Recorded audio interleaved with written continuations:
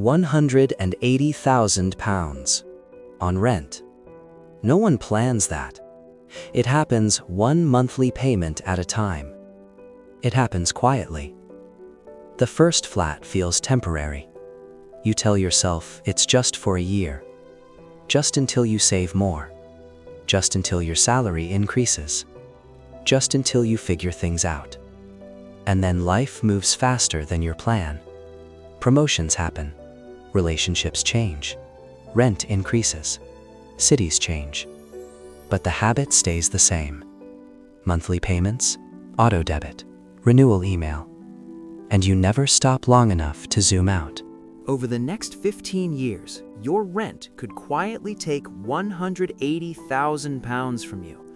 Most people never calculate it, because £1,000 a month feels manageable, but £180,000 feels terrifying. They're the same number, just viewed differently. £1,000 every month for 15 years.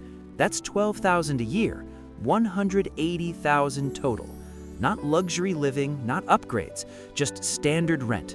And at the end of those 15 years, you don't own it. Let's zoom out. We already know the total, £180,000. Now think about what that number represents. In many UK cities, that's a serious house deposit.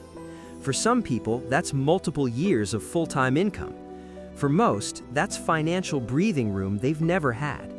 But when it's divided into 180 separate payments, it feels normal, routine, harmless. And that's how long-term costs hide. I'm not saying renting is bad. I'm saying most people never look at it long enough to feel the weight of it. Monthly feels safe. Yearly feels uncomfortable. 15 years feels real. And most people avoid real. And we're still not finished. Your deposit sits locked away. You move every few years. New sofa, new bed, new setup. Rent increases. A 5% increase on £1,000, that's 50 more per month, 600 extra per year. Stretch that over 5 years of gradual increases, £3,000 more, just from small percentage changes. Small adjustments, big totals. It adds up faster than you think. Now, let me ask you something uncomfortable. If you've been renting for 6 years already, you've likely paid around £72,000. Not in one painful moment, but quietly. And that's the trap. No single payment hurts enough to force change. And here's the part most people never plan for. When you rent for £1,000 a month, that entire $1,000 is gone. It doesn't build equity, it doesn't reduce a balance, it doesn't come back.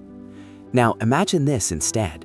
While renting, you deliberately set aside £300 a month, not to invest aggressively, not to gamble, just to build a deposit. £300 a month for 10 years. That's the difference between renting indefinitely and having options. Because the real cost of rent isn't just the $1,000 that leaves your account, it's the fact that all $1,000 disappears. And if you don't build something alongside it, 15 years pass, £180,000 is gone, and you're still starting from zero. Let's be fair.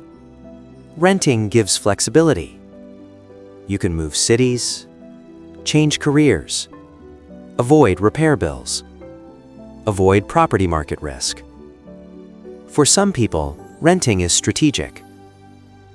But here's the key word: strategic. Most renters aren't renting strategically. They're renting automatically. Rent feels temporary, but years pass quietly.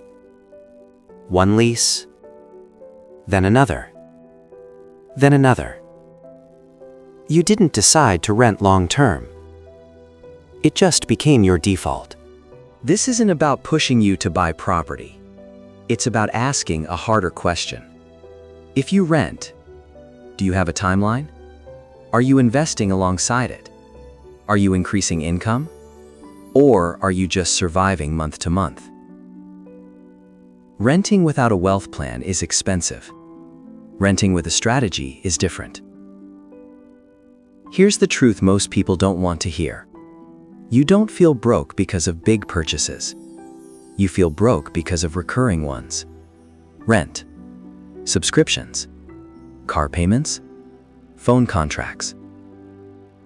They don't hurt once. They drain you slowly, quietly, every month. The danger isn't that they're huge. It's that they feel affordable.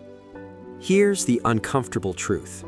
The system isn't designed to feel expensive. It's designed to feel normal.